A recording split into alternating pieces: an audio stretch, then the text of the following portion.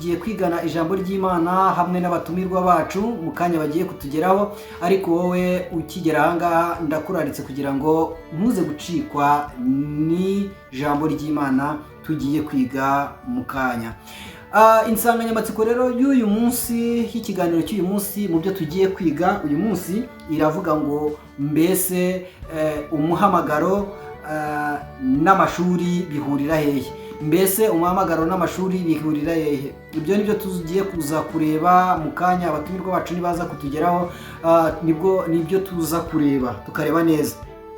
Ahangaha turaza kureba mbese koko ni ngombwa kugira ngo umuntu ashobore kuba yarize amashuri menshi, cyangwa ni ngombwa kuba yarize teoloji nyinshi kugira ngo ashobore kuba yaba umuvugabutumwa? Turaza kubireba. Turareba ngo amashuri n'ivugabutumwa, amashuri n'umuhamagaro. Turareba mbese ni ngombwa koko nawe umurikiye muri kino kiganiro uraza kuza kuandika, turaza gutanga umwanya ni ukuvuga ngo utwandikire utubwire niba koko nawe ubona yuko amashuri ari ngombwa kugira ngo umuntu ashobore kuba yakora ivugabutumwa. Nimvuga ivugabutumwa ndaza kuvuga mu ivugabutumwa ubwo harimo uburyo bwa pastoral cyangwa se uburyo bw'ubupasiteri. Ni ngombwa ko umuntu ashobora kuba afite amashuri menshi kugira ngo ashobore kuba yakora ivugabutumwa. Turaza kugendana rero, tugiye kuganira, turaza kureba amasomo menshi yo muri Bibiliya agaragaza yuko umuhamagaro utandukanye n'amashuri. Ubundi no mu Kinyarwanda bavuga ngo uburere buruta ubuvuke. Rero mu iyobokamana nabwo umuhamagaro utandukanye n'amashuri. Hari ibyo bita career mu Cyongereza, hakaza n'ibyo bita vocation cyangwa se umuhamagaro. Career ni ibintu umuntu ashobora kugenda hara mu ishuri akiga akabikora, ashobora kuba yabikora neza cyangwa se akabikora nabi, ariko burya umuntu ufite umuhamagaro we abikora nta kibazo afite. Reka rero mu kanya abashyitsi bacu ku Keza TV musanzwe munanabazi, ariko noneho ubu tugarutse mu isura nshya yo kugira ngo tuvuge ijambo ry'Imana, ndetse Imana itwigishe iduhe ubumenyi, ndetse tuzanakomezanya. Ntabwo ari uyu munsi gusa, tugiye kujya dukorana ibiganiro by'iyobokamana. Ndabona rero abashyitsi bacu bageze ahangaha, reka duhakire umushyitsi wacu ugiye kuza ahangaha, aze atambuke aze hano imbere ya kamera maze nawe abasuhuze. Yesu ashimwe. Urakoze cyane kuba witabiriye ndetse no kuba wemeye yuko uza gusangiza aba bantu ijambo ry'Imana, tukaganira ku nsanganyamatsiko twavuzeho yerekeranye n'umuhamagaro ndetse n'ijambo ry'Imana.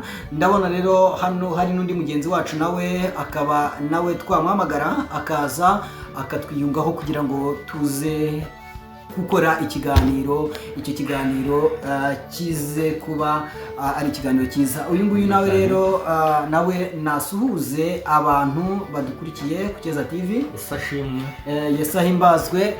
Mwebwe rero mudukurikiye, dore ubu ngubu tumaze kuba timu y'abantu bagera kuri 3 bose bavuga ijambo ry'Imana. Ndizera ko rero mwese mudukurikiye. Yesashimwe. Murakagira Imana, murakagira agakiza, naho imigisha iyo wagize agakiza uriyerega n'imigisha iraboneka.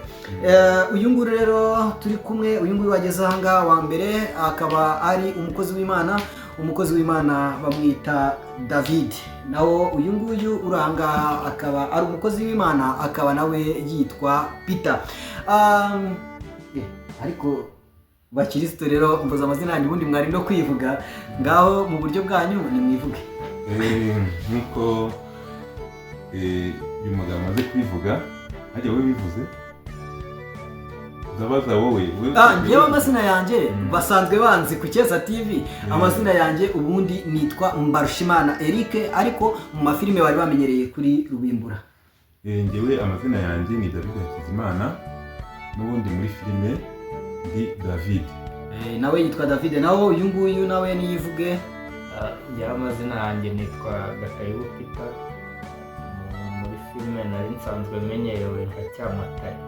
aba rero nibo bantu tugiye kwigana ijambo ry'Imana, nibo bantu tugiye kwigana ijambo ry'Imana, maze Yesu aravuga ati ubutumwa bwiza buzigishwa ku isi yose. Ni ukuvuga ngo ubu ni icyo kintu cya mbere na mbere tugomba kubanza kugeraho. Ubutumwa bwiza ubwo buzigishwa ku isi yose nibwo Yesu azabona akaza. Ubutumwa bwiza ubwo buzigishwa ku isi yose nibwo Yesu azabona akaza. Ese ibyo bintu